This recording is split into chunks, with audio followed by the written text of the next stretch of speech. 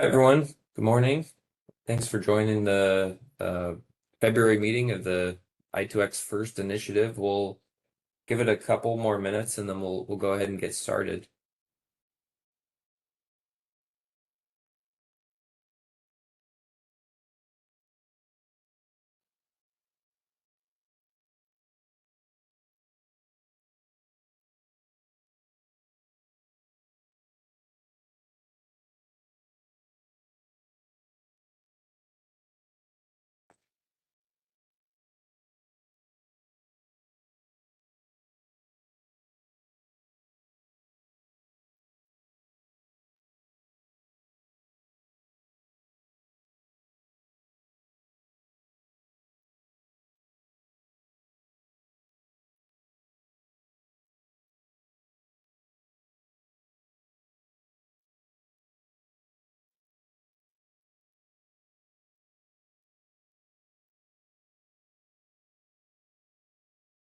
Morning, everyone. For those that just joined, I see the attendee list is starting to climb a bit. So thanks for joining. We're gonna give it 1 or 2 more minutes and then we'll get started.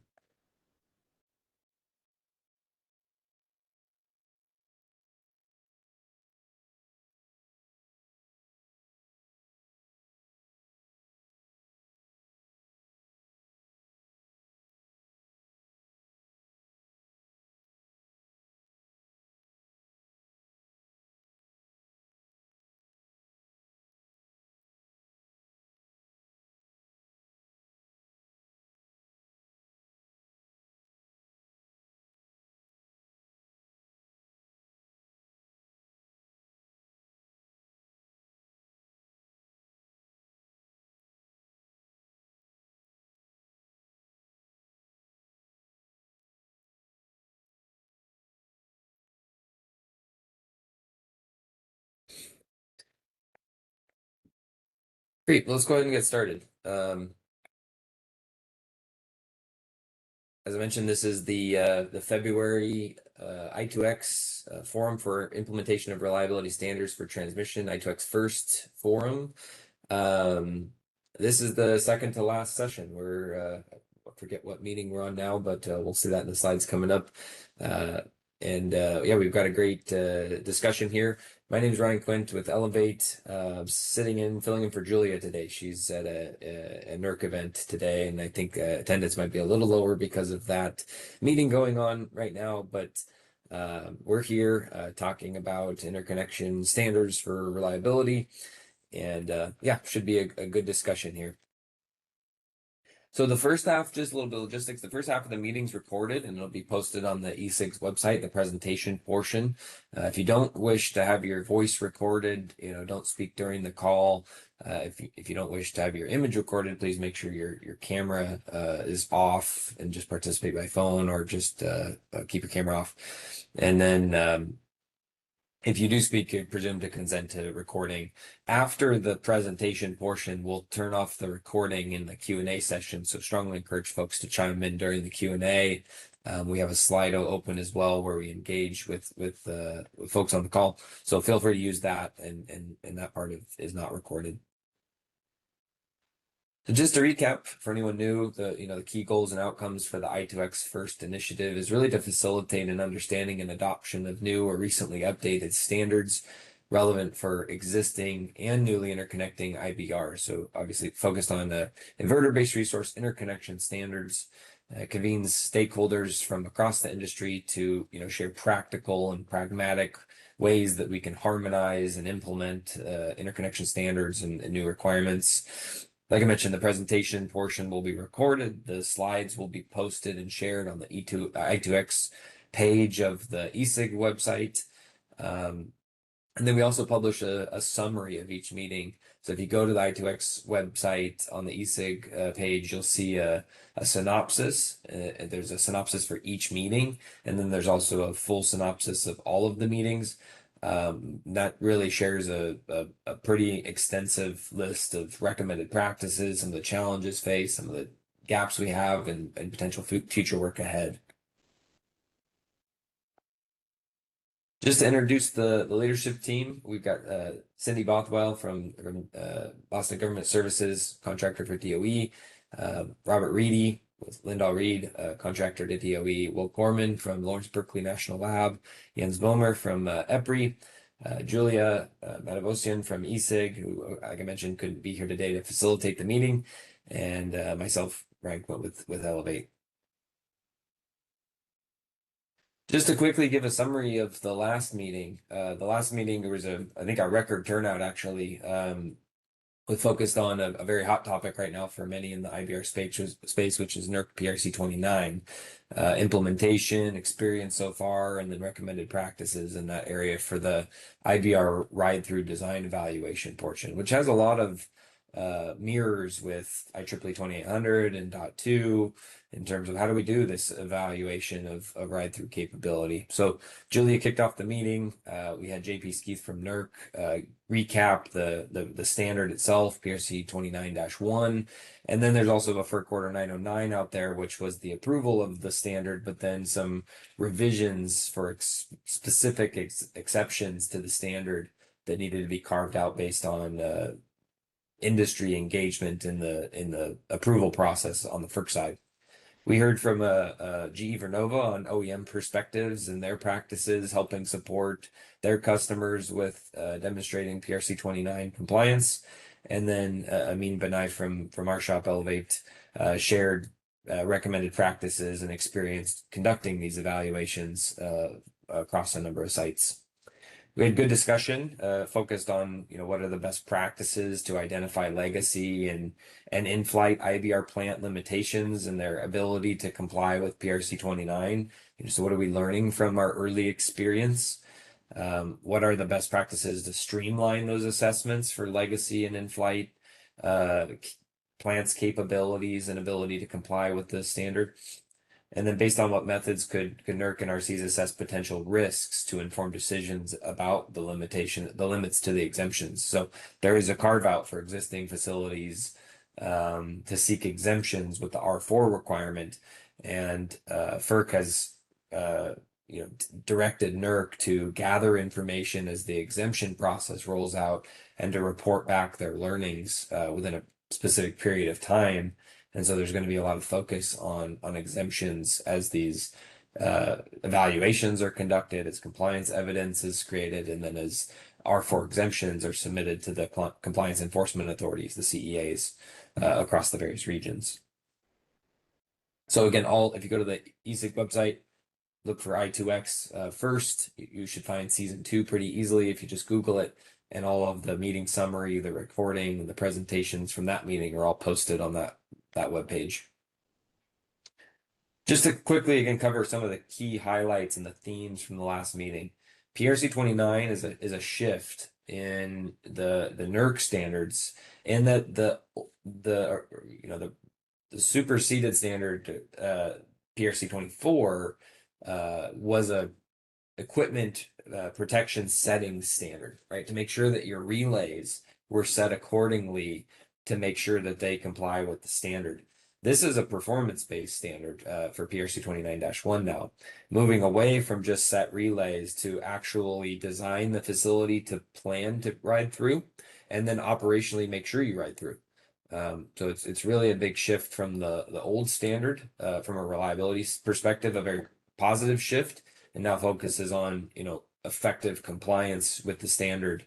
And there's an October 26th deadline to make sure that the IBR ride-through design evaluations are conducted and that evidence is there to show that the plants are designed and ready for ride-through as the operational requirements come into effect. There are, with the existing rules, there are some carve-outs for exemptions, but there is that ongoing FERC-driven update for the FERC Order 909 regarding legacy assets, HVDC connected IBRs with choppers, and then specific exemptions, and then documentation, and then some timing implications that are addressed within FERC Order 909. And that was covered in the last meeting by JP quite thoroughly. We're seeing that solutions, OEM and fleet specific compliance approaches are varied. There are different ways to comply or demonstrate compliance with the standard. The standard does not dictate the how, it dictates the what. And so solutions are varying by technology and by vintage, various software upgrades available on specific OEM technologies, really to help legacy plants comply. But there are hardware limits out there that limit the ability to comply with the standard with current capabilities. And so that needs to be thoroughly assessed by the OEMs, provided to the, their customers, the IBR plant owners, and then, third-party support staffs need to just be aware of that and support that appropriately. But really understanding what are the as left settings at the site is really the first place to start. That data matters a lot in the most, really, right? Having a credible evaluation requires a thorough and verified understanding of the site configuration, the protection settings, the controls and the protections within the IBR units, the turbines and the inverters, if the PPC is involved in any way, particularly from a dynamics perspective, and then making sure we understand what the logic is and the protection settings are, and gathering all that data.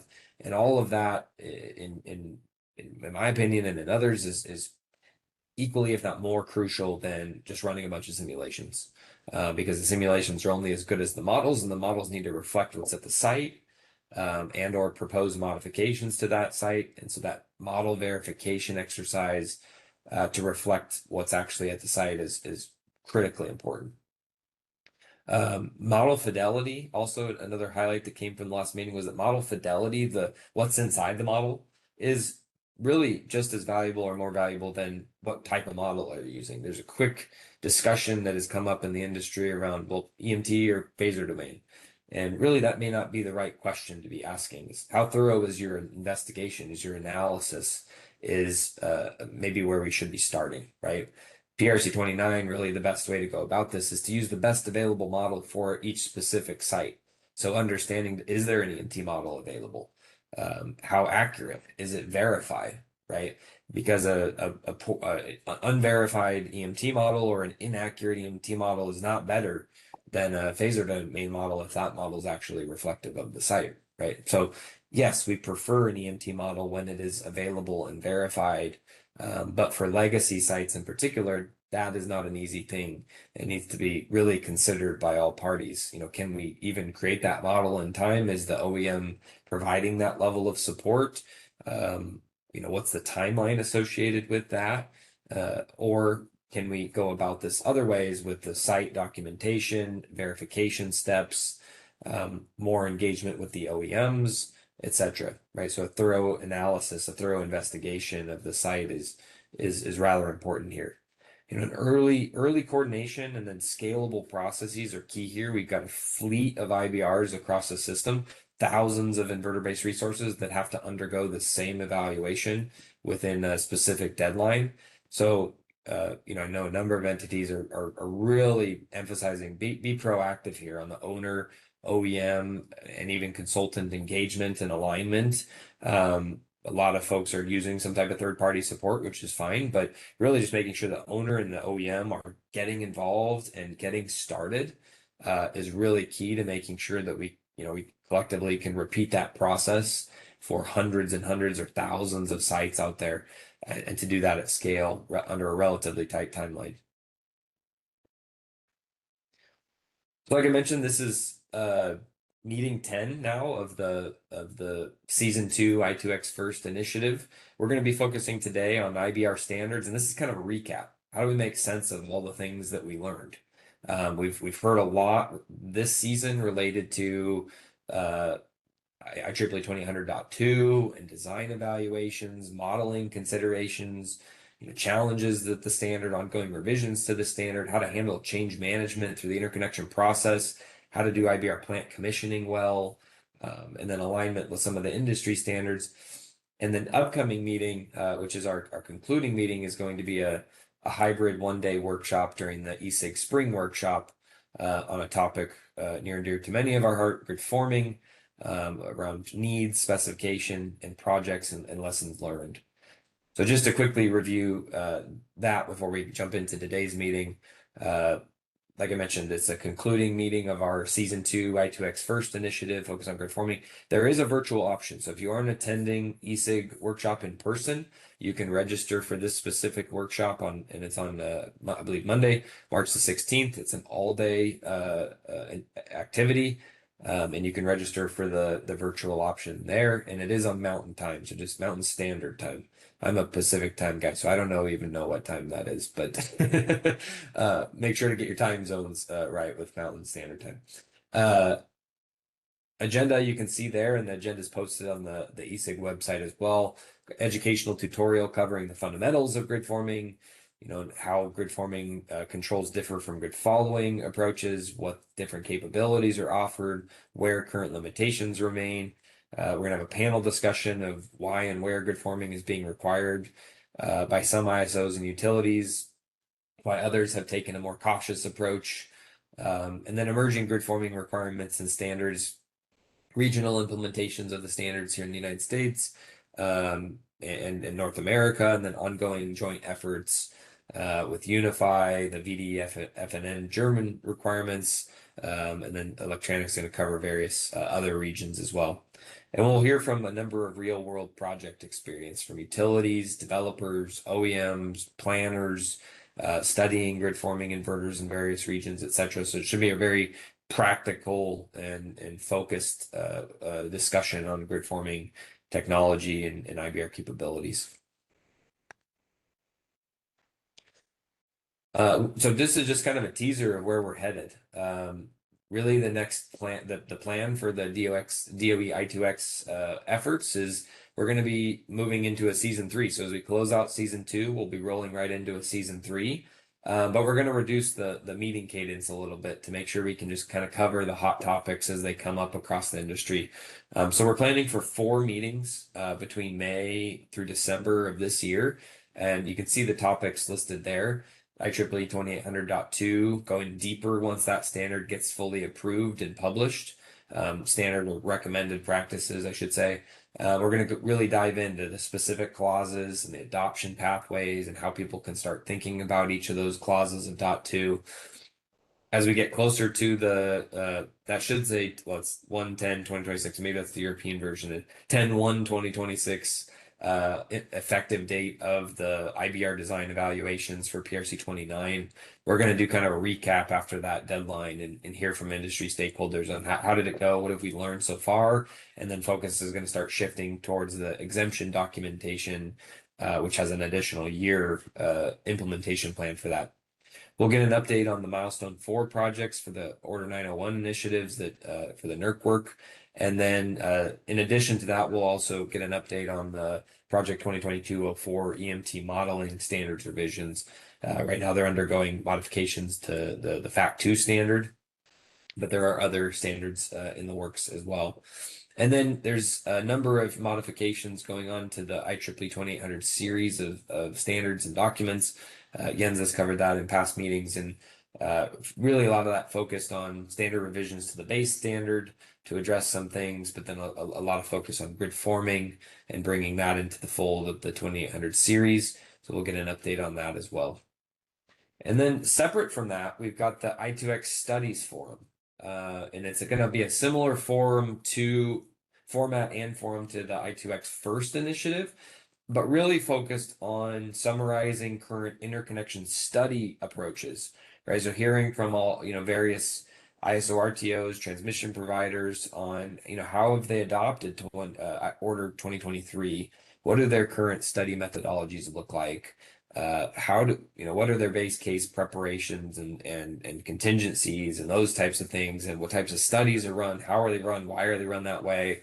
And we're looking, again, similar to the i2X First initiative, we're looking for ways where we can strive for harmonization and just deeper understanding of current industry practice, right? So we're going to really be focused not on IBRs and reliability standards, but on the study side of the interconnection process, which is really, a complementary and very important, relevant, component of the interconnection process for many, right? Particularly on the transmission side.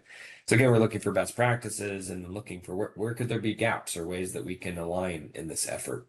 We're striving for uniformity in methods and approaches to the extent we can. And like I mentioned, also just a deeper understanding.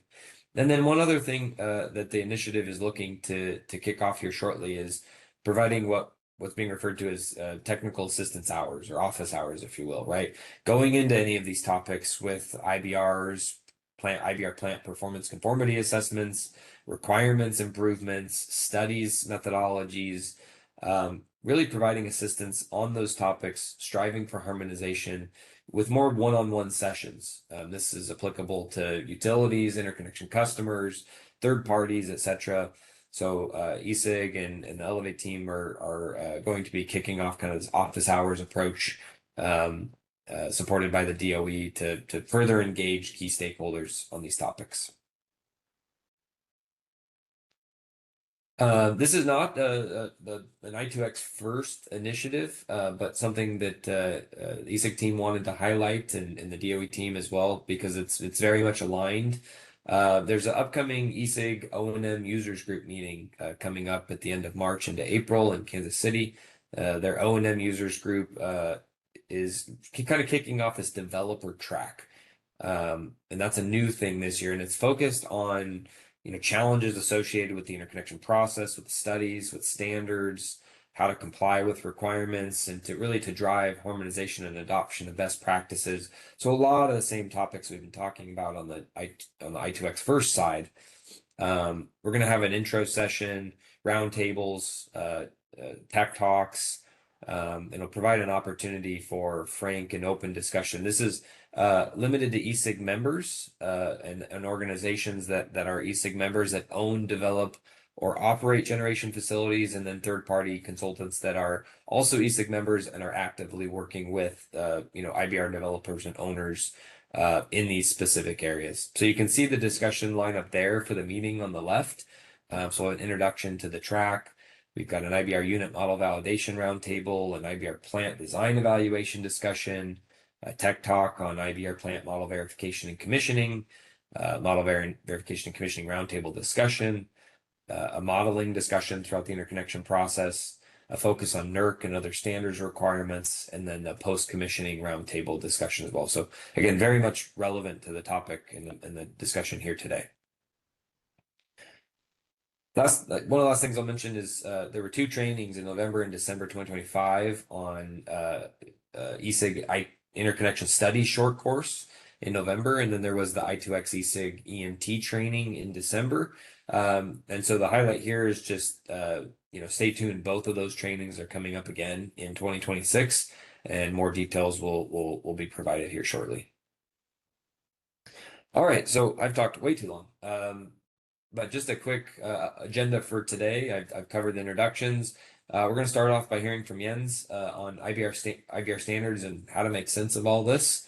We'll hear from Scott Anderson from Salt River Project from a utilities perspective on their operational readiness for IBRs and the way that they're thinking about growing levels of IBRs and how to handle that within the utility. And then I'll kind of round us out with just a discussion on how do we raise the bar on an IBR performance and reliability through the life cycle of IBRs. I'm going to play double duty and help coordinate the Q&A discussion here with Jens and Scott, and also answer some questions on various topics that are pertinent to this. So just quick virtual meeting code of conduct, as we always do, assume good faith and respect differences of opinions, and try to listen actively and respectfully, and use yes and approaches and build on others' ideas. Self-edit and encourage others to speak up, and seek to learn. I think that's a great takeaway here, is there's really an opportunity to learn from a diverse set of opinions. So I guess first and foremost, make sure to go to slido.com, and the code there is first 10 all caps.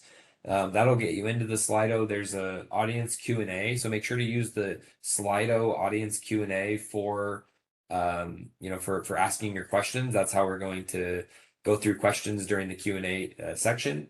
And then if we have time, as time permits, we've got some guided questions that we'll ask the panelists here and feel free to have questions associated with that in the Q&A and or the polls that'll come up. So again, slido.com, first 10. And off we go. So stakeholder presentations, we'll start with Jens, Jens, I'll turn it over to you. I believe you're going to share your screen. Awesome. Hey, Ryan. Hey, everyone. Thank you so much. This is Jens from EPRI. I have the honor and the challenge to make sense of it all. Not sure whether I'll be able to meet that expectation. I will share a few things that you all have heard before, and then I will probably share more freely some thoughts. I have a few slides, but I'm still thinking about how to make sense of it all. So looking forward to the discussion also.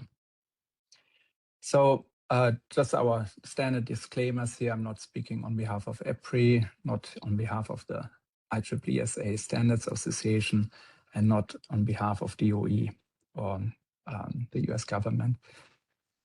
So how did we get here? We all observed about a decade or so ago these unexpected trippings. We may have observed some misapplication of IEEE 1547. We saw opportunities for standardization, and then we started talking about modeling.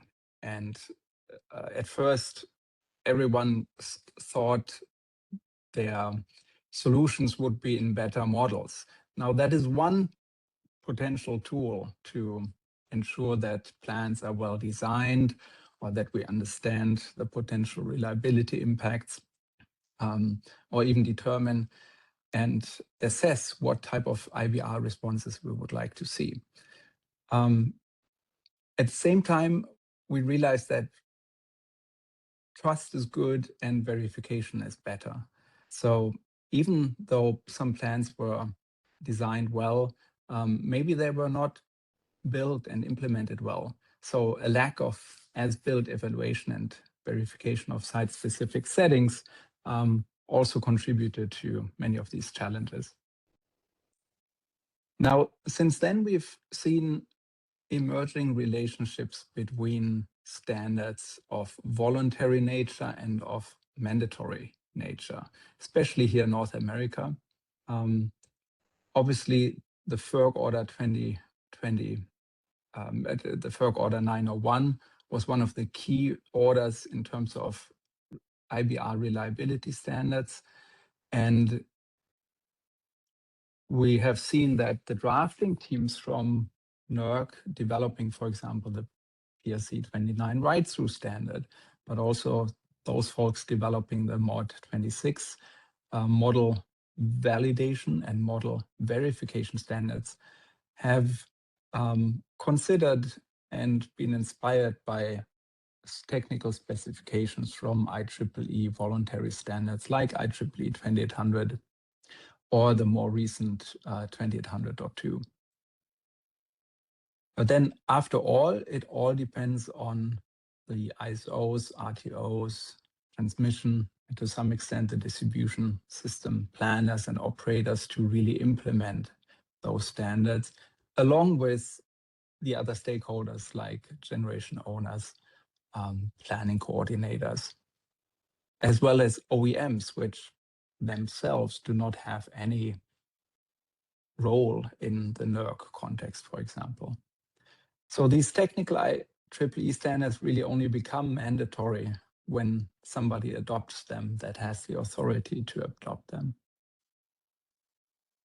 Specifically here in FERC Order 901, we've seen the development of standards related to IBR performance requirements, disturbance monitoring, post-event performance validation, but also data sharing, data and model validation, and performance-based validation and verification.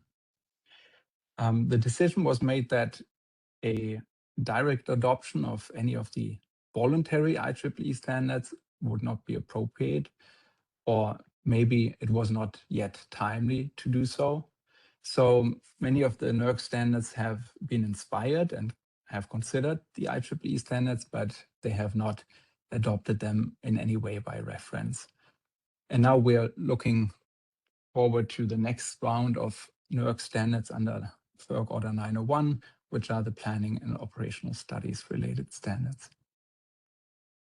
Now, why does this really matter and who is affected by this?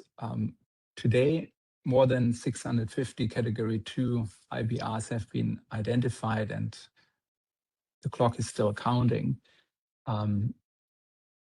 NERC expected to identify maybe around 700 to 800 Category 2 IBRs, which are inverter-based resource facilities, including wind, solar, storage, that connect to the bulk power system below 100 kV, above 60 kV, and have a aggregate IBR capacity of equal to or more than 20 MVA.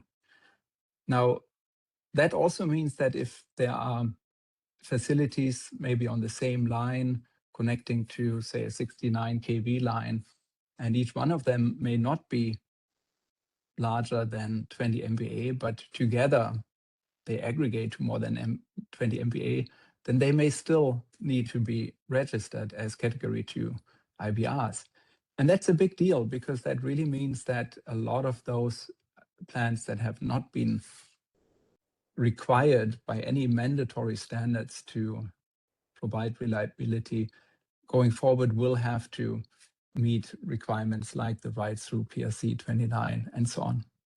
Now, on the other hand, we do have a landscape in the IEEE that clearly specifies that for transmission and sub-transmission level connected inverter-based resources, IEEE 2800 2022 applies. And then for distribution connected resources, 1547 applies. The question is, how can we leverage both sides more effectively going forward? One important paradigm shift that we have seen become much more broadly embraced in these discussions over the last few years is this distinction between capability versus the utilization, and also the realization that building in certain capabilities early on into the design and verifying that those capabilities are included in a plant, even though they may not be immediately utilized, maybe never utilized, would be one approach to assess, to mitigate risk going forward as we're transitioning the system to higher penetration of inverter-based resources, but also other emerging technologies. So the idea to build in certain capabilities that really inform the decision what to install in the field, and then separate out from that decision the consideration of which capabilities to utilize, to enable, and how to configure certain functions once they become necessary to provide, for example, reliability services to the grid. That has been a big shift, and we see that partially reflected in some of the NERC standards, for example, the design part of PRC 29. But we're still learning what that really means and how deep this paradigm shift may go. In IEEE 2800 and 2800.2, this shift is reflected in the sense that IEEE 2800 does require conforming plans to conform with all the capabilities that are specified. But even 2800.2 at this point, which is approved and on track for publication in April or maybe March this year, even 2800.2 does not fully verify the capabilities that are specified in IEEE 2800, because 2800.2 takes more of the approach of assessing and verifying capabilities based on design documentation, as well as on a specific verified IBR plant model that uses validated IBR unit models. that are all configured for the specific site and interconnection request. So as the system that these plants are connected to may change over time, some of these evaluations may have to be repeated in order to understand conformity. Now, many of you have been involved in the development of IEEE 2800.2, contributed to that, but many of you may also be a little bit tired of yet opening another stakeholder process to adopt this new IEEE recommended practice. And that is understandable because we're already starting to shift our attention, or have shifted it over the last year or two, towards other things like large load interconnection. IBRs almost feel kind of outdated at this point. Nevertheless, what's important here to understand is much of the IEEE 2800.2 procedures are actually not new at all. They're just a coherent way and a consensus-based way of codifying what procedures like type testing, unit model validation, plant model development, plant design evaluation, as-built installation evaluation, commissioning testing, post-commissioning monitoring, post-commissioning model validation, and then also periodic tests and verifications should look like. And that's the key term. 2800.2 uses should language. Now, that language could be adopted in ISO, RTO, in utilities, documentations and requirements. Or it could also further inform the development and the revision of the 901 FERC Order reliability standards. Because let's be honest, these standards were developed in a very, very short time, and there may be opportunities to improve the NERC standards, as well as learning from the practical application and continue to improve the IEEE standards and recommended practices. So here's one of my more like brainstorming type of approach of trying to put a few connections here. And I think we've seen NATF publish the Inverter-Based Resource Interconnection Lifecycle, that document that Ryan will also talk more about to us today. But what we see is that there's a lot of interconnection and kind of similarities between the 2800.2 recommended practice and what certain regions are now considering. And that's good news, because if those things are already to some extent codified or are already practiced and nothing completely new, then that means that the bar to actually adopt IEEE 2800.2 is not that high after all. And here's yet another very crude attempt to put relationships between the mandatory IBR standards from the NERC side, the voluntary IBR standards on the IEEE side, and then two examples of what these standards all materialize as at the ISO and ITO implementation and adoption part.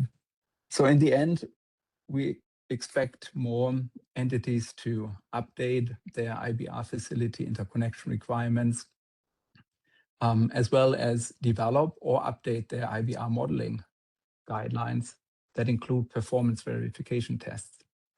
And related to those modeling guidelines, there is a lot of helpful content in IEEE 2800.2 that can really inform how a IBR plan's conformity with IEEE 2800 can be assessed using modeling. But again, modeling is not the only way of assessing conformity. Conformity can also be assessed by evaluating design documentation. So where that brings us to is that we really hope the industry will continue to collaborate. We will have the first editions of both IEEE 2800 2022 and then 2800.2-2026. That's a term that rolls off really nice the tongue, 2800.2-2026. It's a tongue twister in some ways.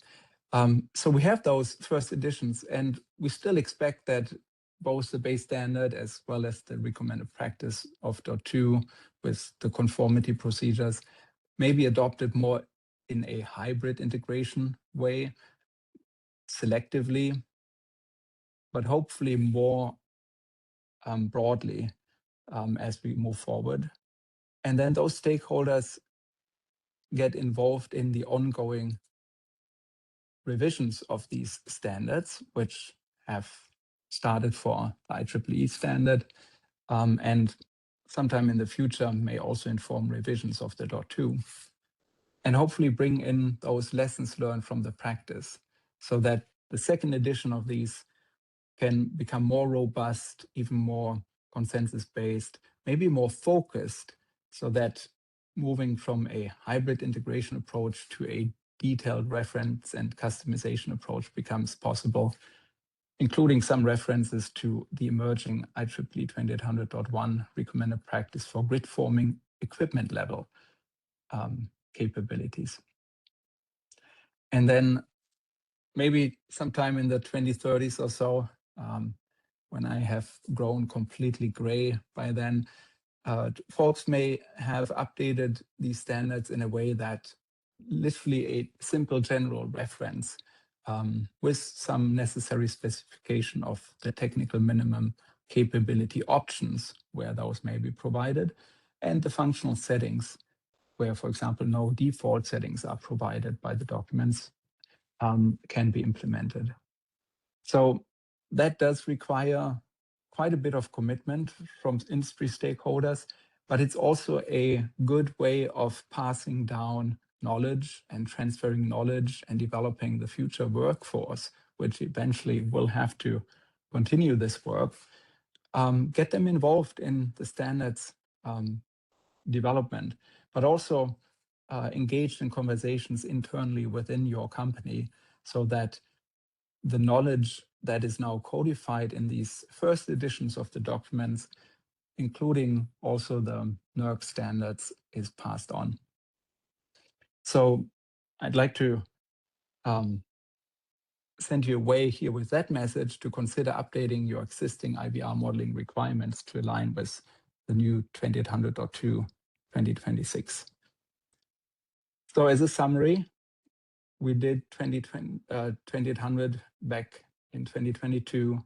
We're now publishing IEEE 2800.2, and we have already started the future work on revising and amending these standards, including the development of 2800.1 for grid forming. And we all wonder how much of this can also be used to inform large load standards. And if you're interested, there's a industry connections report from the IEEE published at the given link. You can just Google that, IEEE industry connections, large loads, or data centers. Now on EPRI side, and this is my last slide for today, the collaborative forum, which we are hosting once a month together with some members. Right now we have about 7 members. This is open also to developers and others, and we're coordinating with ESIG's developer forum. And we also have developed a IBR conformity assessment module that is only accessible to our research members, which helps to assess performance of IBR plans based on validated models, or you could feed it with measurements from ERC 28 from monitoring the IBR plant in the field. And without further ado, I'll keep it with that. Thank you, Ryan, and looking forward to any further questions and discussion. Awesome. Thanks, Jens. Yeah, great overview and very practical alignment between the 2800 and the NERC stuff going on. So thank you, yeah, for sharing. Great. Yeah, we'll take questions at the end. I've seen at least one question come in the chat. So just a reminder, if you go to slido.com, you can do first 10 capital all caps. That'll get you into the Slido, and then yeah, feel free to drop your questions in there, and we'll cover those at the end. So now we'll go to Scott Anderson, director at Salt River Project. Scott, I'll turn it over to you. Great, thank you, Ryan. Can you do a sound check? Does it sound okay? Sound looks good. Slides sounds good. Slides look good. All right, great. Yeah, Ryan and Julia asked me to talk a little bit about our operational readiness program. I want to keep this at 20 minutes. About half the content I'll focus on what operational readiness is. And the other half, I'll talk about how we've evolved our technical requirements and provide some operating examples as well. So let me move along here. Okay, so before I get into what is operational readiness, you know, a little bit about SRP. SRP is one of the nation's largest public power utilities. We're located in Phoenix, Arizona. The power side was formed in 1936, so very young compared to many of you, but the water side was formed in 1903. And so Phoenix is very notorious for a cycle of floods that occurred. So Phoenix farmers and ranchers got together and pledged their land as collateral to form what we call Salt River Project. Led to the construction of the Roosevelt Dam and really shaped the future of the Phoenix area. So the water and the power side are governed separately by a board of elected officials based on landowners. We're a vertically integrated utility, which is especially important for the content here today. We're about 8,500 megawatts with low loads in the 3,000 megawatts. And we wear many NERC functional hats: balancing authority, resource planners, transmission planners. I could go on. I think many or most of them. Currently, a little limited market participation. We participate in the Western Energy Imbalance Market, a real-time market, no ancillary services, but we will be moving into the Southwest Power Pool Markets Plus, which will include day-ahead and ancillary markets. Almost all of our IBRs are via power purchase agreements. So, you know, all this is important because it impacts how we operate our IBRs, and importantly for me to in this setup here. Okay, so what is operational readiness? We define this as the capability for SRP to operate the future grid safely, reliably, and cost effectively. And so purposely bolding those words there, it really sets the stage for what operational readiness is all about. You know, you can see the press release on the side. In 2021, you know, we announced that we were going to go to 2,000 megawatts of solar. And at the time, we were at just a few hundred megawatts. So that was a significant jump for us. And we recognized that this was a huge paradigm shift in how we operated the system, and felt we needed to, you know, do something different or special for this. And the strategy really is about clearly and accurately representing what SRP needs to do to operate this future grid. And it gets into the who, what, where, and why with an emphasis on process, systems, and tools. So just kind of a little bit about development of the operational readiness strategy. You know, there's a big internal and external data gathering at the beginning here where we summarize industry efforts. We did a number of surveys. We heavily involved operators and traders in this effort. We wanted to hear what they had to say and the people supporting them. A lot of looking out at industry best practices, whether they ESIG or EPRI or others. We ran something called the think tank. Okay, some of the folks on the call here today participated in that think tank 4 years ago. You know, just go over the basics. You know, we had a very wide stakeholder that was just really didn't know anything about inverter-based resources or solar energy. So had a lot of great sessions there. Some of those were attended by more than 100 people. And so that led to the gap analysis that we put together and the themes and the implementation plans, which are in the coming slides here. So let me just briefly talk about the gaps that we identified. We looked at 3 different areas here. On the generation side, we're very familiar with coal and gas plants and nuclear, and the dispatchability and the reliability associated in that, how we can count on that. We understood how reserves worked in the thermal generation world, but weren't as clear how we would address like solar variability and things like that, or how both battery storage would be leveraged. New technology, really, again, I would say have synchronous generator experts here at the company. We've been in that business for decades, but really didn't have an inverter-based resource expert or someone that understood inverter technical detail. From a tools perspective, forecasting, we recognize is going to be extremely different and extremely important within this highly variable generation world. Situational awareness was going to be different. We knew that our PI screens and our energy management system and our map boards would need to change, which represents a whole kind of software ecosystem that needed to be looked at a little bit differently. Okay. From a people perspective, we recognize that training and expertise is extremely important, and we needed to develop that over time and really bring people to the table so that we could collaborate and move forward. So, a lot of words on this slide, but these represent, first of all, in the center there are the 6 themes that we have in place. So we took that gap analysis and put it into these 6 themes. We created a number of operational readiness projects. It was 20 when we started. We've added another 10 or so. I think we're at 33 here. And so when you look at the left side, it's a little bit of an alphabet soup. I think a lot of you will understand much of what's described here, but it is a very large list of everything that we need to do that represents a concern. And so the projects on the left-hand side are projects that we've completed to date. We're in about the 3-year time frame, or I'm sorry, in the 4th year here of implementing these.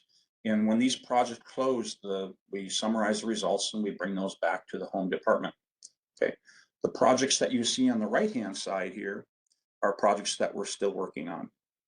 Okay, so it really represents an incredible amount of work across these departments.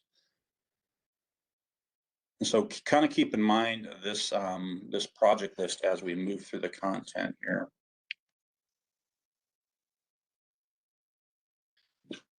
So I do want to take some time to talk about a little bit about operational readiness and the stakeholders that we have looped into this. I don't know if I want to say this is unique to what we're doing with operational readiness, but I do want to say, kind of the breadth and the depth, and maybe it's what you expected, but maybe there's some different ones here too. Certainly starts with transmission generation operations. That's the AGC and PDO, and that includes all the engineers and analysts that support it. Distribution operations, resource planning and acquisition, transmission planning. I'm not going to read through every one of these. We are including integrated system planning here. And so, that is a specific department at SRP, represents, forward thinking around integration of generation, transmission, and distribution. And so they are a specific stakeholder in here. There are a number of other strategies that we could represent here, but these are actual departments at SRP and kind of how they cut across generation, transmission, and distribution.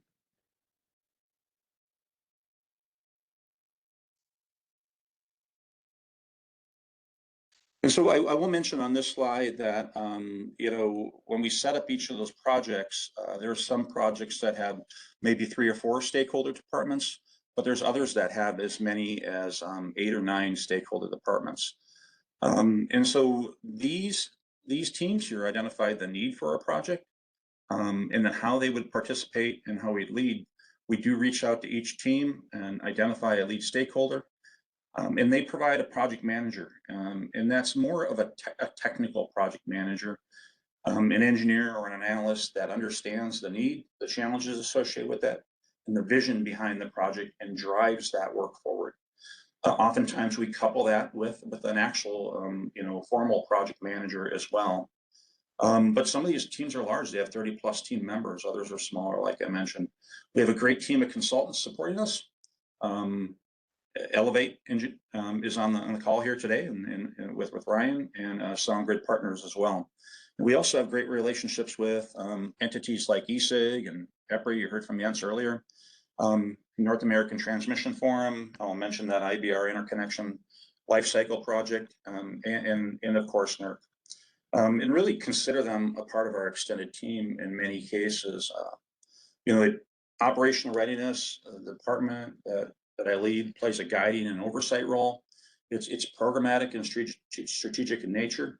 It is intended to go away when we feel we have reached a state where we're very comfortable operating these resources.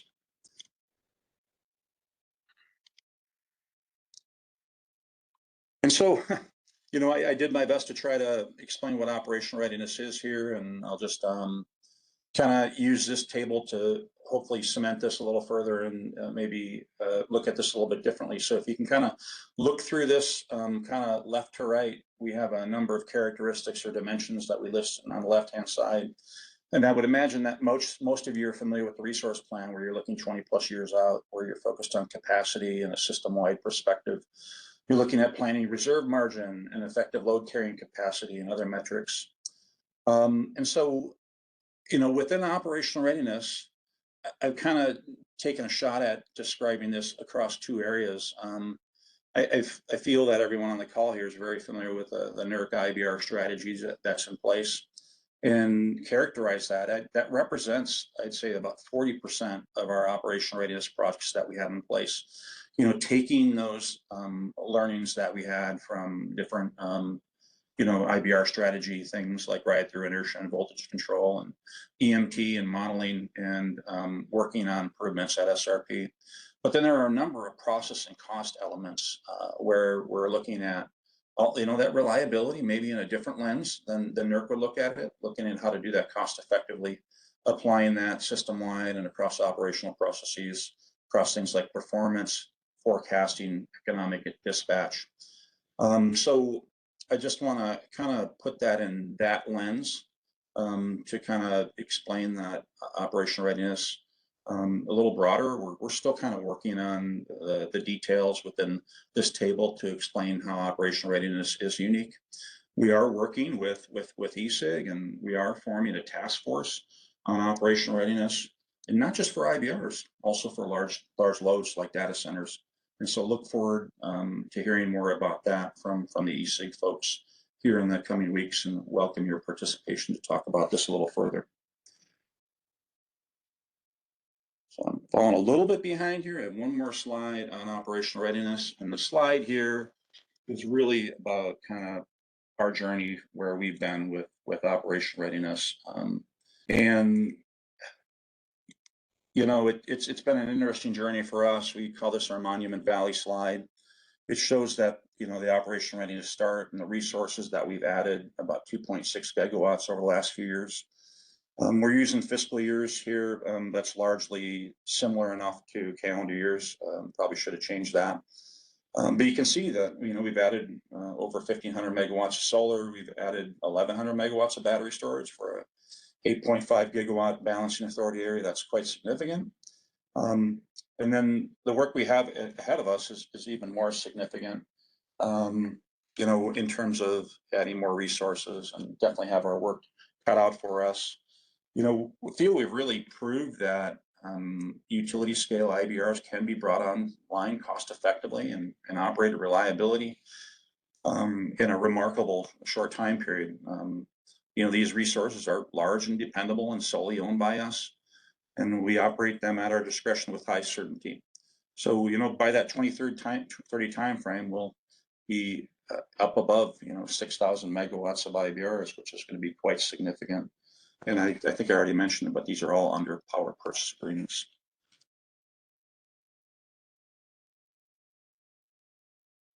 Okay, so let's talk a little bit of our technical requirements journey.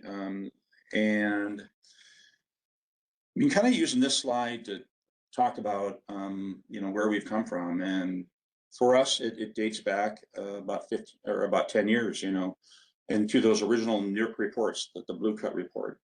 And, you know, over time, NERC was extremely helpful to develop other reports similar to the Blue Cut, like the Odessa report, the IBR strategy that was in place, and the IBR recommendations.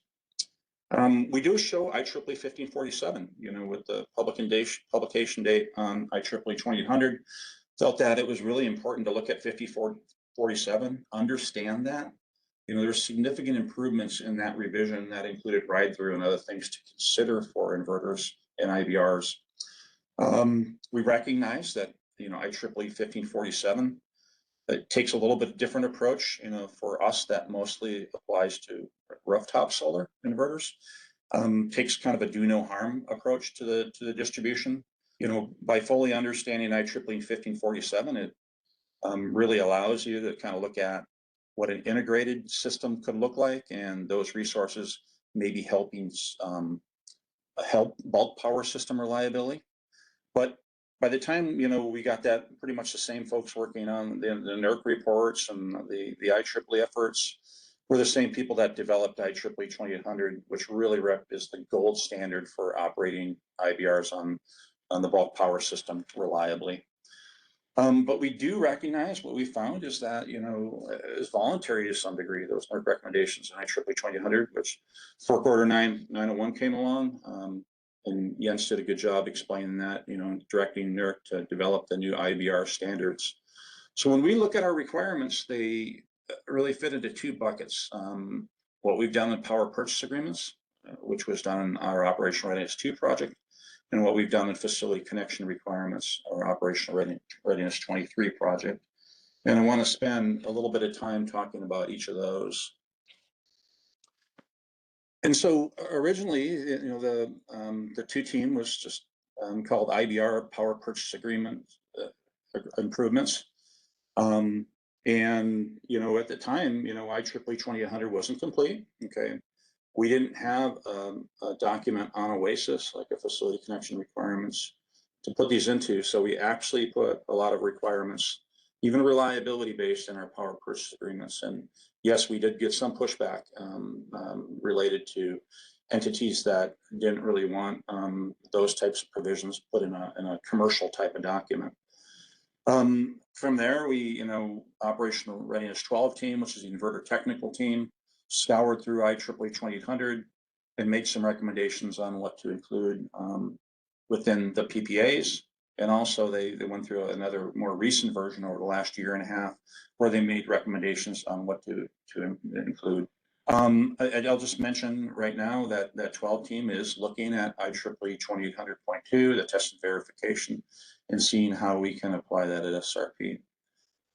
But then we recognize that we don't want these requirements in those power purchase agreements long term. There was momentum within the industry to create technical requirements that were publicly available and linked into our LGIA and LGIP. And we created Operational Readiness 23, which is IBR technical requirements. We did a number of utility benchmarking, reached out to other utilities to see what they were doing.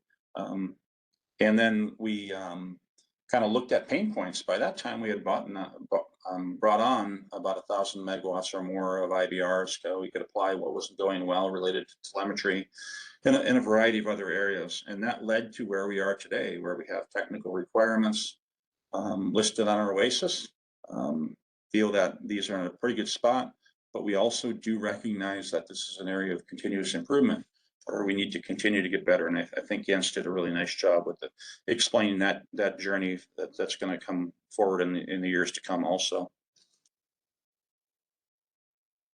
So let me give you just some sample improvements that are in the PPA, and I have a similar slide in our FCR.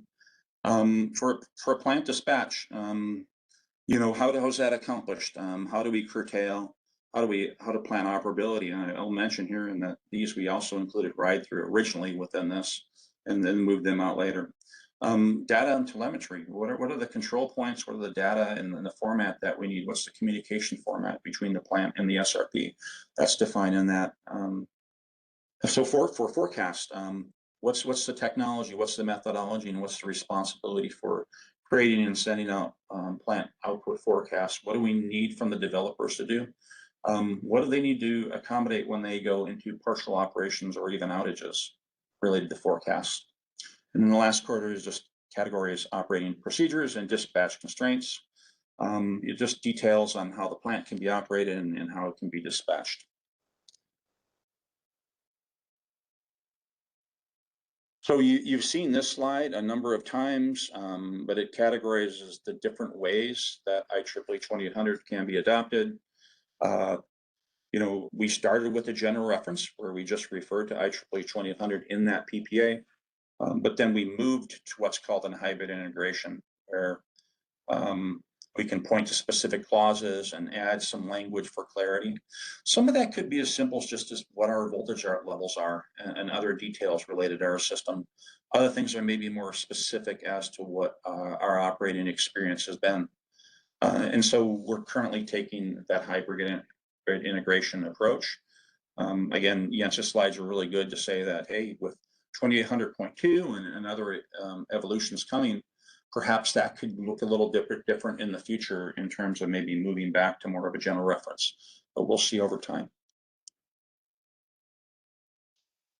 Okay, so facility connection requirements. You know, the one category, we have 5 categories here listed to them. The plant models follow a lot of those IEEE 2800 recommendations, different electromagnetic transient models that we're looking for, and short circuit models.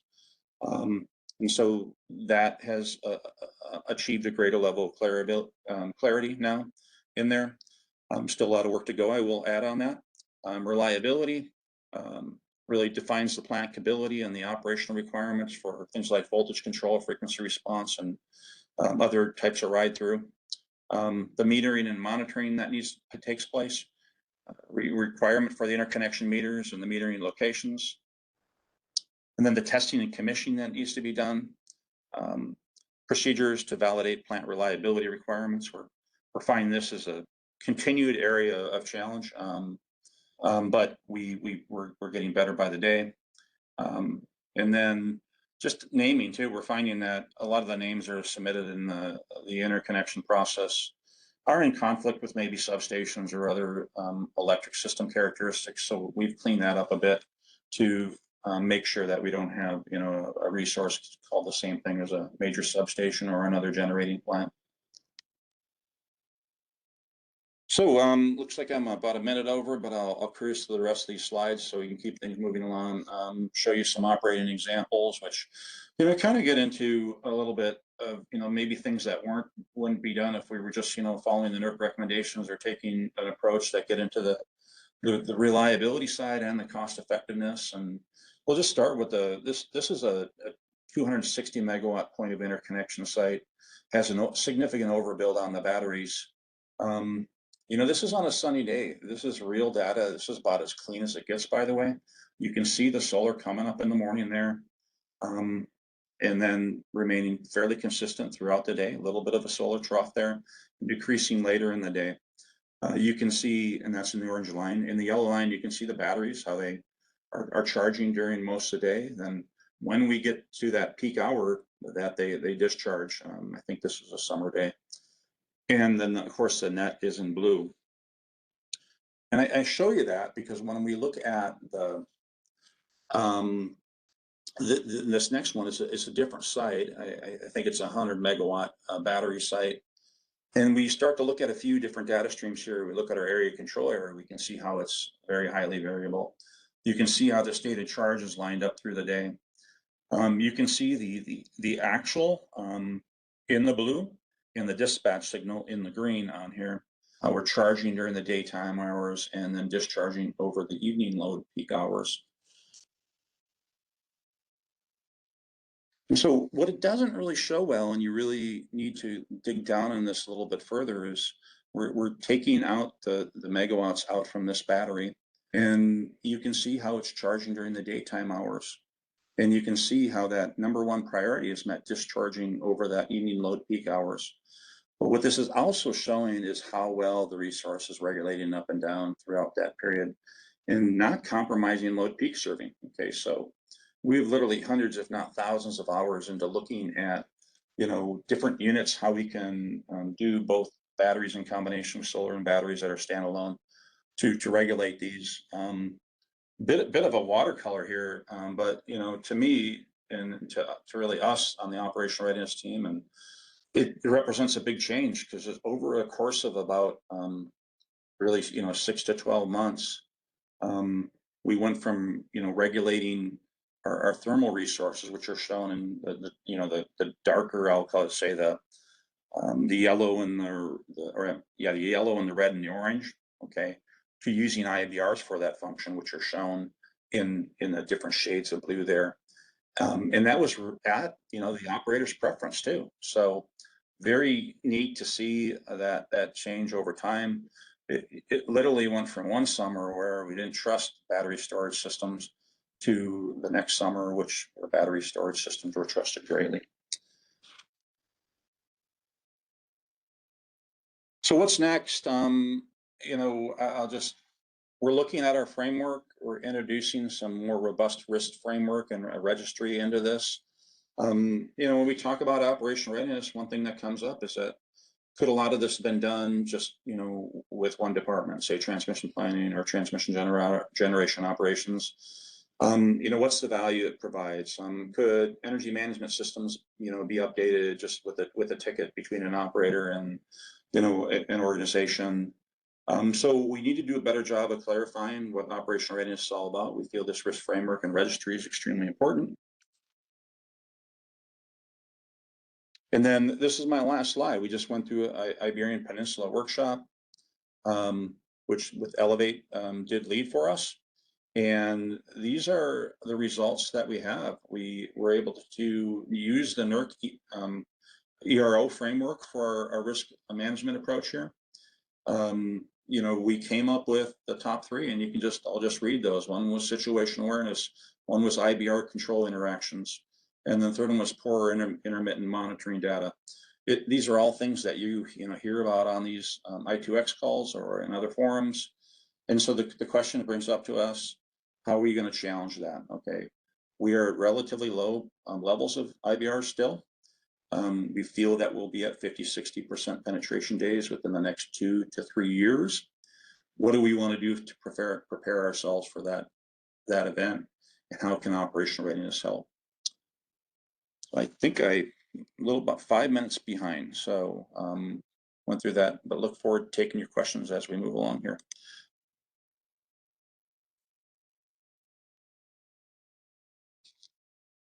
Awesome. Yeah, thank you, Scott. Great presentation. Cool. I see more questions coming in the chat. I see some of them are getting answered in real time, and we'll kind of come back to that. So I've got a quick presentation here. I'll share my screen and to kind of close us out. Make sure this works.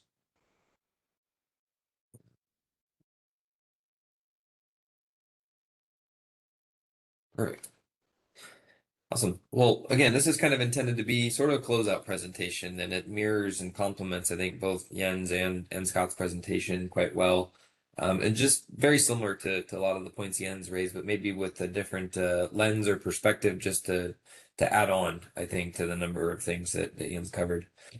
And when sort of taking a step back, I was trying to think, well, what's the goal here? We're trying to raise the bar from a standards perspective, implementation of the standards, effective adoption and implementation by a wide range of stakeholders. We heard at multiple sessions that this is not just establish requirements. That is sort of step 0, step 1, but then there's the how do we effectively meet those standards, those requirements that get implemented, and that crosses an ecosystem of players and technologies and equipment that range from the individual OEMs to the asset owners to the EPC contractors to the third-party consultants and the PPC manufacturers. It's a very wide net of people that are involved in trying to help raise that bar and actually implement all this stuff. So again, I want to try to just tie this together similar to what Jens did. I think you've seen this slide, and we've got a great team, and we do a lot of work in this area. So that's why I wanted to just share, again, kind of our practical perspectives on how we're trying to help IBR interconnection be quick, but also be reliable. That's kind of the core goal. So Jens had a very similar slide to this. And what we saw was that, you know, the reports came out, the Blue Cup Fire, Canyon 2 Fire, Palmdale Roost, Angeles Forest, San Fernando, all of those relatively legacy assets in California, no notable reliability concerns in terms of how frequencies measured, instantaneous protections, phase jump, all these things started popping up going, okay, we've got some ride-through concerns, right? We've got some legitimate ride-through concerns, and they seem somewhat systemic. We're seeing them across technology, across OEMs, across vintages. But there was this tone of, well, this is a California problem, and not because of California. It's just that California had gone through an early adoption of the technology, and it wasn't the same technology as something coming online in the early 2020s, right? Well, then the Odessa disturbance happened, and then we saw multiple other events in California. We started seeing wind events happening, and then really the Odessa 2 event in 2022 occurred, and that was near the largest credible contingency loss in Texas, which really raised the alarms. Then in 2023, we saw, you know, these IBR events starting to spread into the desert Southwest and in the Utah area. And then in 2022, a later report came out in 23 highlighting a number of battery related events in 2022 in California. So really the kind of the key point was, oh my gosh, this isn't a vintage problem. This could be a bigger issue, and we're starting to see these events spread, and there's got to be an underlying reason. And really it was the 2022 Odessa disturbance report that I think really came out with the strongest set of requirements and said this all stems from the interconnection process. These plants come online this way, and then they're sitting there latent, waiting for that bad event to happen. That's the gotcha. And we're not really aware of these issues because we're not picking them up and flagging them through the interconnection process and as that plant goes into commissioning and goes into commercial operation. Now things do change in real time in commercial operation, and we've heard about on these i2X meetings that there's, you know, rogue settings or ghost settings are often referred to. You know, firmware updates are pushed and things are defaulted, settings left post commissioning accidentally. But those are not the norm. Those are not the majority. The majority of the things that were observed in these reports were, you know, things didn't get checked. Things got implemented because of lack of requirements or lack of checks through the process to make sure we don't have these issues sitting out there dormant until something bad happens. But when we take it back kind of to a really higher level, you know, again, I'll emphasize in my opinion, sort of step 1 is establish clear and harmonized interconnection and performance requirements, particularly for newly connecting IBRs.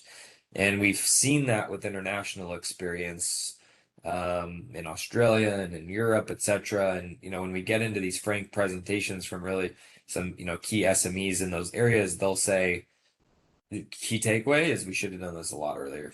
We should have got in front of the problem sooner, and now we're playing catch up. And that's been a message, I think, through all of this work is the sooner we can harmonize, not rush it, but do it effectively and do it now, the better will be for newly connecting resources. Less likely we'll have to do a retrofit type activity, which has a lot of cost and complication and exemptions. And we're seeing that now with some regions' adoption of 2800, and then with the NERC PRC 29 standard, and just, you know, adds a lot of work to the table. But when we do this through the early stages of the interconnection process, all that work's happening anyways. It just provides additional guidance, clarity, and requirements that need, and milestones that need to be met.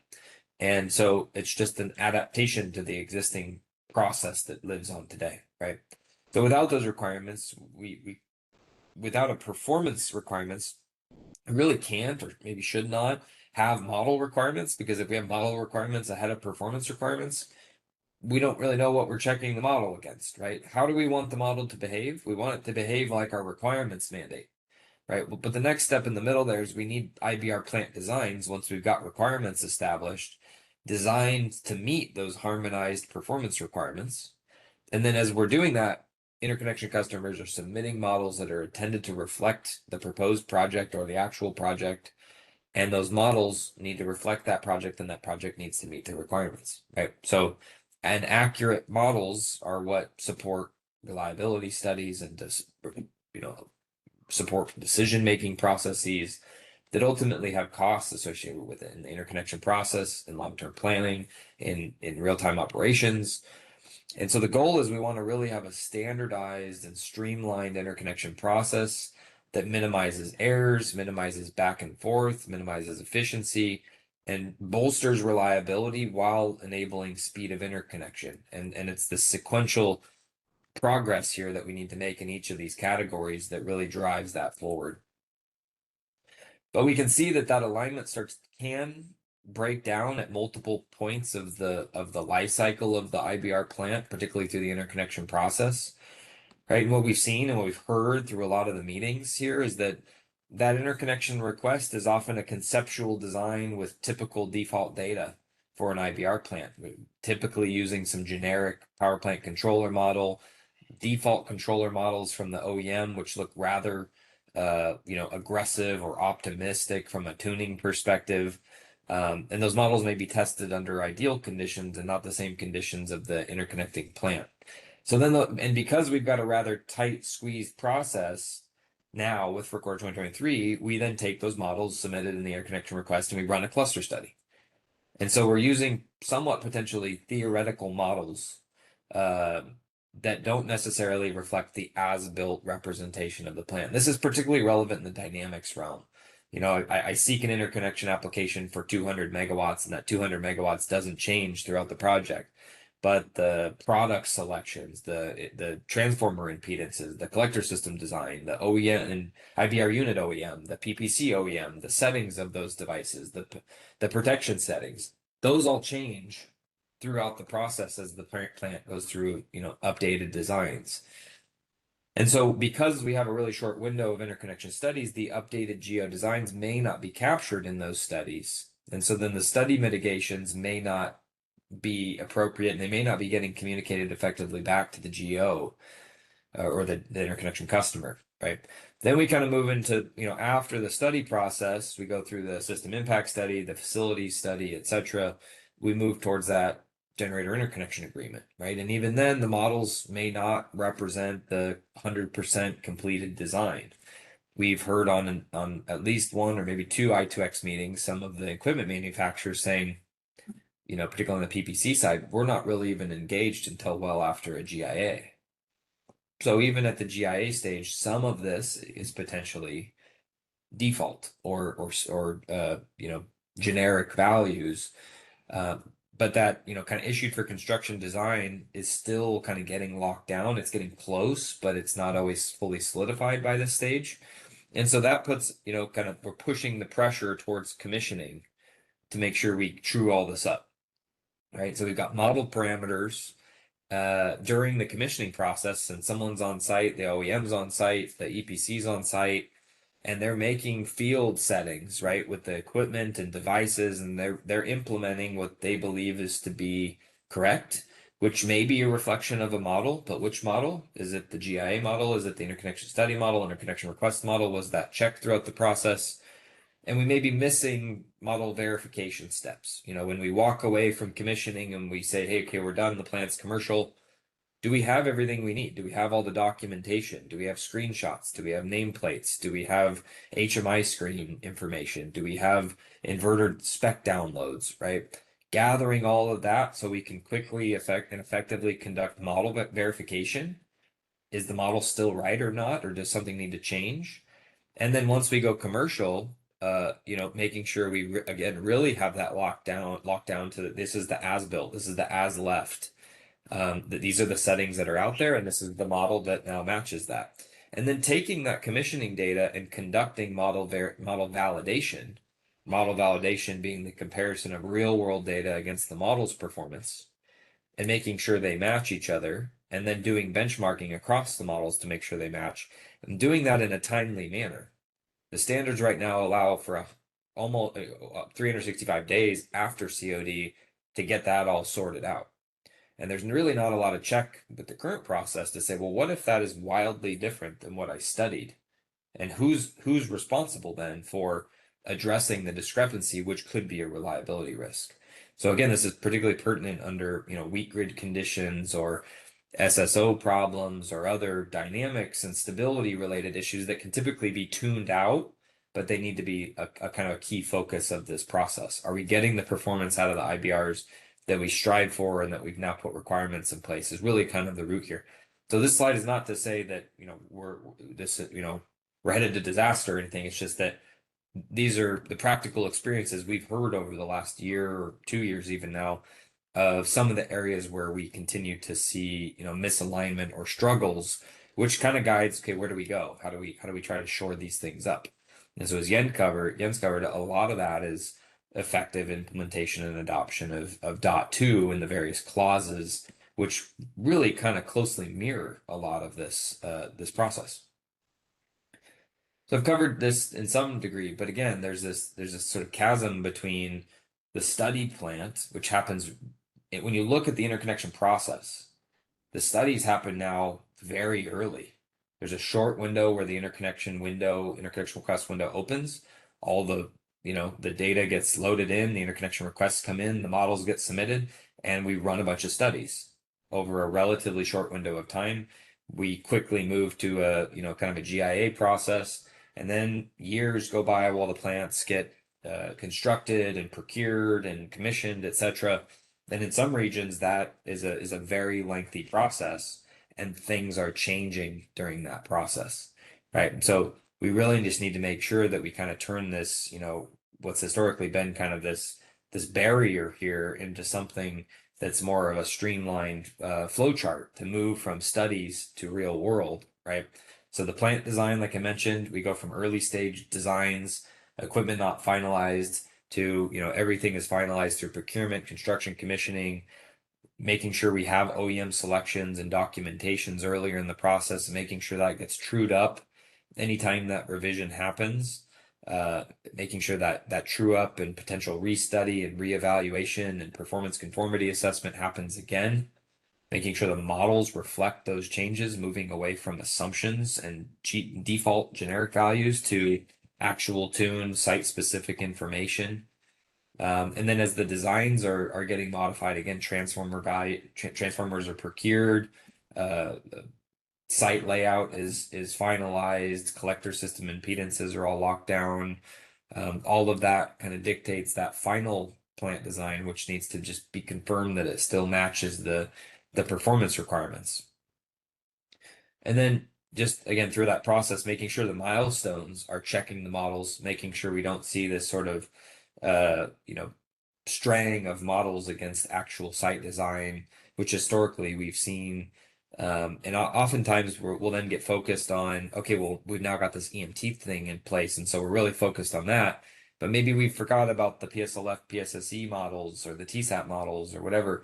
We need to make sure that they're all a package, right? That we consider this as a living package through the process, and can move that all the way from the initial application into commercial operation.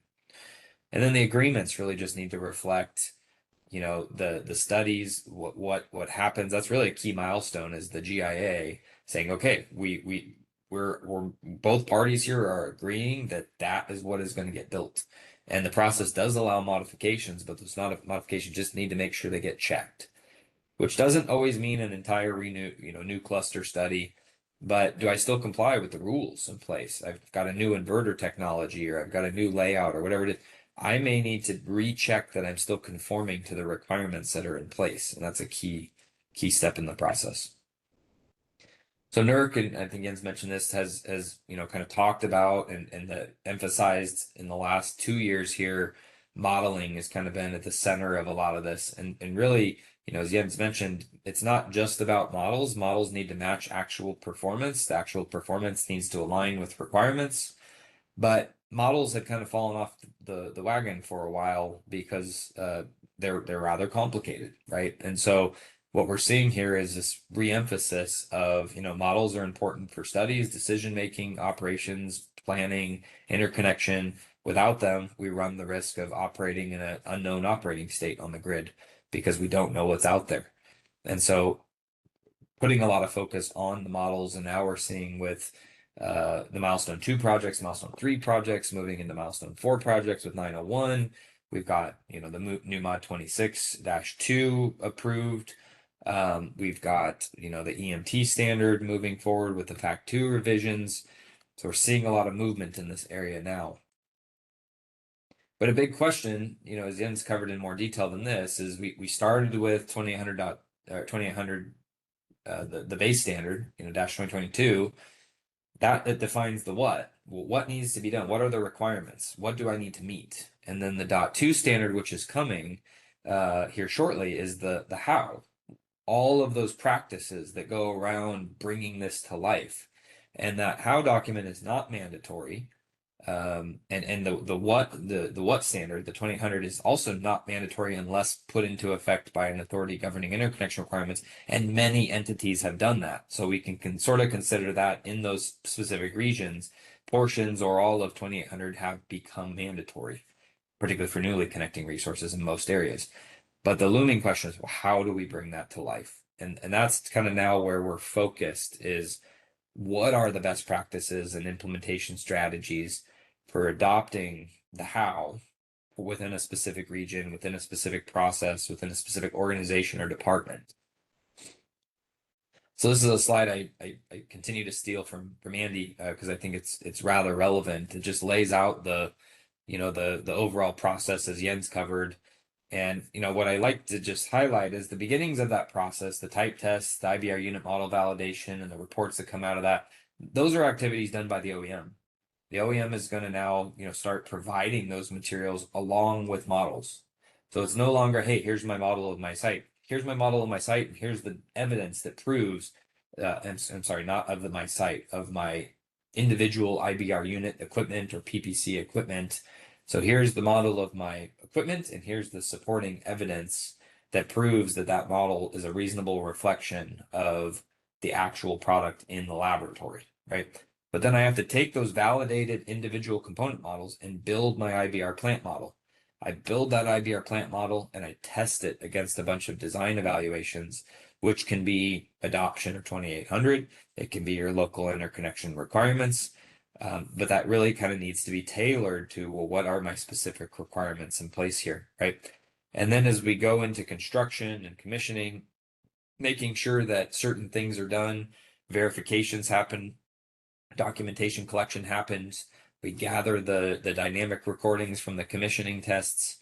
All of those things in the middle there are completed generally by the IBR developer or the IBR owner. And it's important to just recognize that, we've heard it from multiple perspectives, that there's discrepancies and different ways of going about doing that, doing each of these steps. And they're very big steps that span the whole life cycle of the asset during the interconnection process. So unless we kind of codify and put milestones in place to check these things, they're not happening, right? The checks aren't happening necessarily. The plants are still being designed, they're still being commissioned, they're still being built, but we're maybe missing things. And that leads to potential risk, right? So there's room to codify through adoption of 2800.2 how we want these things to be done, right? Which is really a process-oriented effort that needs to take place. And so we're seeing, because we don't have a national standard, we have bits and pieces of national requirements at the FERC level with the 2023 and the various NERC standards coming out for post-COD stuff. But what we're seeing is in the interconnection process and the checking of, what models are provided, how are they checked, what performance is checked against those models, what are the milestones, that is becoming increasingly fragmented because we lack harmonization at a national level, right? And so this is just an example of a few of the different types of requirements that have been put forth over the last, year or so in various regions. And they're all kind of hitting on the same thing. You see sort of this flow chart process of the interconnection process with milestones of checks and balances that happen to make sure that things are happening at certain points in time, right? And so, SPP and MISO, the process generally pretty similar But you've got an interconnection request, some decision points, a GIA, a COD. After COD, very similar here. ERCOT's got obviously a different interconnection process, not for jurisdictional, and so, but still a set of sequential checks throughout that process. And again, that you can kind of go around the different regions, and they all have kind of something similar, and each one of them is bolstering their own requirements individually, if you will. Now, there's some harmonization, which is great to see, but there definitely are key differences that have to be taken, into consideration. And so when we just try to reflect, okay, what's happening in the industry and what's 2800.2 encouraging or pushing and recommending as test and verification practices, what we're seeing, and this is just an example of the MISO process, right, where they've added in requirements that require specific models to be provided at certain stages. And a lot of entities have now moved to a model quality and performance test report, which in some ways is an IBR plant design evaluation. Do you pass a certain set of tests, whatever those tests may be? And ideally, those tests are a reflection of the requirements that are in place. Do you pass those tests throughout the stages of the process? And you start to see that at various states. You see it here, you see it here, you see it here, you see it here. We're looking for updates as the plant is evolving. New models get submitted to reflect those changes, and new test reports get submitted to reflect that the plant still passes the tests. And so this is not common just to MISO. This is now, this has been in place in ERCOT in some way. It's been in place in other regions for some time, but we're seeing more of this, and it's starting to look more and more like the 2800.2 process overall. They're not one-to-one mapping, but they're definitely, when you kind of blur your eyes and draw it with a crayon, there are a lot of similarities here. But the problem, frankly, it's not a problem, it's a challenge we all face, is we have to squeeze that process into this interconnection process. This is just a graphic from Lawrence Berkeley National Lab, and I use it all the time because it's just a great visualization of the interconnection process and the general timelines associated with it. But again, we move from a relatively short cluster engagement process to a bunch of system impact studies to a facilities study, which is a different set of studies, quickly into an agreement process. And then there's this rather long construction, commissioning, and then commercial operation phase. And so we've got to squeeze all of that performance conformity assessment into this process, right? In addition to now, as with the new i2X initiative starting, how are we running those cluster studies, and how are we doing that in a harmonized way? So I'm almost done here. I think this is my last slide. Kind of when we look forward, what do we do? Where are we headed, right? And so again, this is trying to mirror what we're seeing in the industry, and then trying to provide some unique perspectives on this. Is in the interconnection request phase, we need harmonized performance requirements aligned with 2800 from the start, with OEMs knowing that ahead of time and preparing and developing product and models, etc., that conform to generally support conformance with 2800. The modeling requirements in place are then tied to the performance requirements, and the interconnection customers and the OEMs are aligned contractually on understanding how to meet these requirements and who's got what, how are the EPCs involved, etc. Kind of knowing that all ahead of time preps harmonized effort through the process, right? Then we run the studies. We've got modeling requirements that are ideally harmonized, initial model submittals, updates through the process, model quality checks, performance tests are in place. The design changes are being captured through that process all the way through the GIA. We've got, EMT screening in place for when and where we need to run really detailed EMT studies.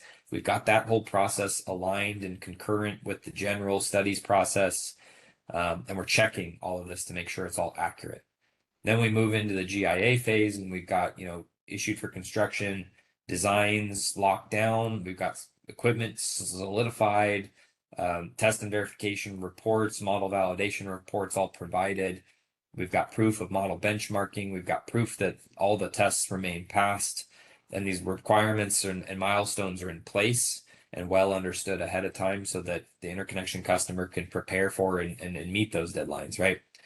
And then at the commissioning phase, ideally we have transmission provider involvement and oversight of how the commissioning process happens. That's a very specialized activity that the interconnection customer and their third parties and their EPCs and OEMs are really the ones driving. but we sort of lost touch with having the transmission provider really involved in that process to make sure we're all on the same page. It's not to provide heavy-handed, regulation and oversight. It's just to make sure that we are all aligned in bringing that resource online. We're gathering data, we're checking models, we're collecting commissioning information. We then can use that into commercial operation to do model verification, model validation, model benchmarking, so that we can really put a bow on, okay, this plant is exactly what I think it is.